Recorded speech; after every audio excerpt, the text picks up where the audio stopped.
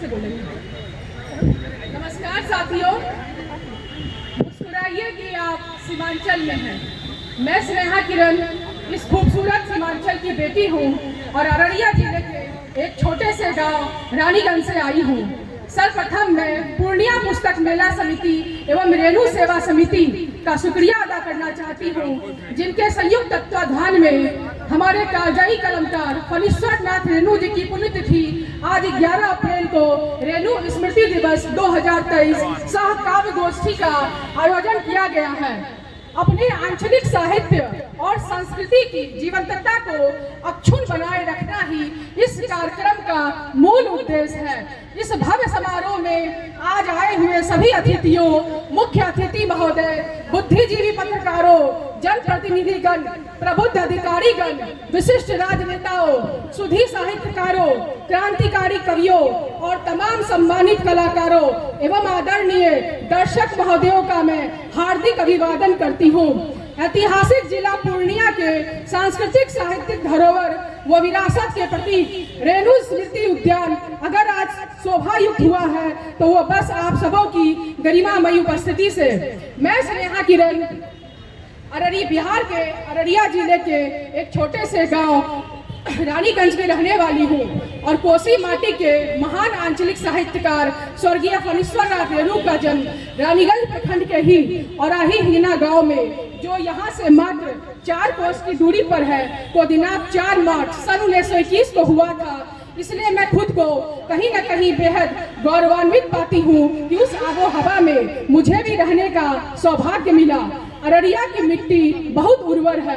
वक्त के न जाने कितने थपेड़े खाता हुआ कोसी नदी से अटखेलियां खेलता हुआ रेणु माटी की शोधी गंध को समेटे यह क्षेत्र अपने आप में न जाने कितने साहित्य सृजकों, विद्वानों, बुद्धिजीवियों व वनीसियों को अपने आगोश में समेटे हुए हैं।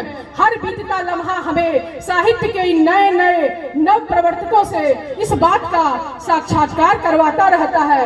शब्दों के इन शाश्वत जादूगरों को सच सच नमन।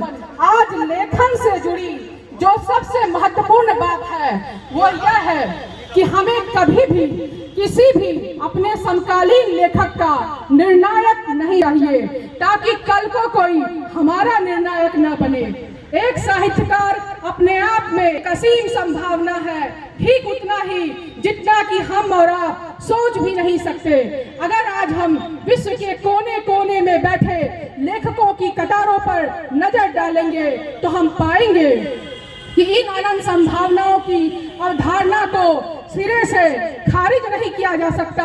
कहा भी गया है, आप सबों का मन जीतने के लिए मेरे पास शब्द है और केवल शब्द है। रेणु की रचनाओं में कलात्मकता के साथ साथ सहजता का भी मणिकांचन संयोग है। इनके समस्त कथा संसार में यथार्थ का चित्रण बड़ी कुशलता के साथ किया गया है। गंभीर आर्थिक संकट झेलते हुए भी 300 रुपए का मासिक पेंशन और पद्मश्री का अलंकार यदि कोई अस्वीकार करके भ्रष्टाचारी प्रभु सत्ता द्वारा फेंके गए रोटी के टुकड़ों को उन्हीं के मुंह पर मार दे तो वो स्वाभाविक रूप से जनमानस के प्रेम और सौहार्द का हकदार बनेगा। सामाजिक, जैविक और मनोवैज्ञानिक यथार्थ का दुर्लभ संयोग हम रेणु साहित्य में देख सकते हैं। उनकी कथाओं में ग्रामीण जीवन की सौंधी सुगंध और उस पर हरसिंगार के मीठे दर्द की परत इस कदर घुली मिली है कि पाठक का हृदय डोलायमान हुए बिना नहीं रहता है। यथार्थ और संवेदना का ऐसा मिलाप अन्यत्र कहीं दुर्लभ है। रेणु साहित्य में नारी सरोकार के विभिन्न आयाम देखने को मिलते हैं। रेणु के कथा संसार की नारी जहां एक और फूल सी नाजुक है तो वहीं सूल सी कटीली भी, उनमें हिरणी सी चपलता है तो सर्प सी विषाक्तता भी है। रेणु के नारी पात्रों का चरित्र करीब करीब शरद चंद्र के उपन्यासों के नारी जैसा ही है। वही नारी जो अपनी आस्था पर अडिग रहती है, साथ ही दूसरों को भी आगे बढ़ने के लिए प्रेरित करती है। किसी खास चरित्र में न बंधकर उन्होंने नारी के विभिन्न रूपों को देखने के लिए अपनी कल्पनाशीलता के दम पर एक व्यापक फलक हासिल किया है। अपनी रचनाओं में उन्होंने हमेशा स्त्री को केंद्रीय चरित्र में रखने की पूरी कोशिश की है। रेणु के जीवन गाथा में राजनीतिक मोड़ बार बार आया है।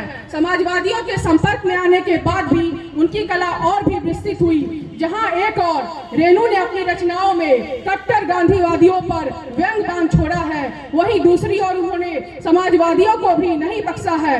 राजनीति से एक बार जिसका परिचय हो जाता है, उससे अलग थलग रहना बड़ा मुश्किल होता है। भारत की स्वतंत्रता के बाद जब नेपाल में स्वाधीनता के लिए राणाशाही के विरुद्ध विद्रोह का दावा नल भड़का, तो नेपाल में स्वाधीनता के लिए राणाशाही के विरुद्ध जब दावा नल भड़का, तो कोइराला परिवार के साथ रेणु ने भी अपनी उपस्थिति दर्ज की। भारत की समाजवादी पार्टी भी नेपाली क्रांति में मददगार थी। पूर्णिया के समाजवादियों का भी उनमें कम बड़ा योगदान नहीं था। विराटनगर का गोसवारा कचहरी ध्वस्त कर दिया गया था। भारी गोलीबारी हुई। नेपाल की उस सशस्त्र क्रांति में केशव प्रसाद कोइराला मिलिट्री गवर्नर और उसकी आकाशवाणी के निदेशक रेणु जी बनाए गए थे। रेणु की नेपाली क्रांति गाथा पढ़कर इसे भली भांति समझा जा सकता है। रेणु के जीवन की क्रांति गाथा यही नहीं रुक जाती, वह चलती रहती है। अनवरत प्रत्यक्ष संग्राम और लेखन को साथ साथ लेकर चलती रहती है। आज अपनी मातृभाषा को, अपनी अंचल विशेष की भाषा को हीन और निकृष्ट समझना हमारे सांस्कृतिक पतन का द्योतक है। मातृभाषा किसी भी राष्ट्र के प्राण का आधार होती है। हम अंग्रेजी भाषा और साहित्य के विद्वान तो हो सकते हैं, पर शेक्सपियर, मिल्टन और वर्ड्सवर्थ कभी नहीं हो सकते। आज भाषागत पक्षपात दूर कर हर भाषा के विकास के लिए आवश्यक मंच मुहैया कराना बहुत जरूरी है, ताकि लोग उन्हें बैठे बेकार लोगों की गिनती में न रख सके। हमारी नई पीढ़ी ने जिस तरह डॉक्टर, इंजीनियर, पायलट और अभिनेता बनने का सपना पाल रखा है, उसका आधा वोट भी कलमकार बनने के खाते में नहीं गया है।